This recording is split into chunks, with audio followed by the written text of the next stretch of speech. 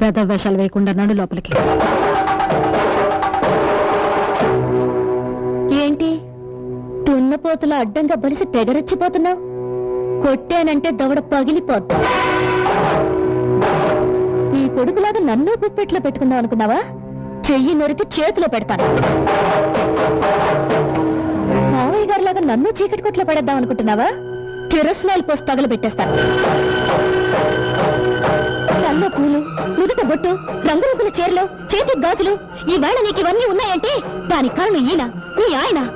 ఆయన్ని బయటికి తీసుకెళ్తానంటే వద్దంటావా? చెప్పు తెగిపోద్ది. నేను తిట్టగలను అత్తయ్య గారు, కానీ తిట్టను. ఎందుకంటే అత్తయ్య గారంటే అభిమానం, పెద్దలంటే గౌరవం. రండి మావయ్య. ఏమో నాగమణి, నేను అలా బయటికి వెళ్ళొస్తాను. ఇల్లు జాగ్రత్త. బాబాయ్ గారు ఏమా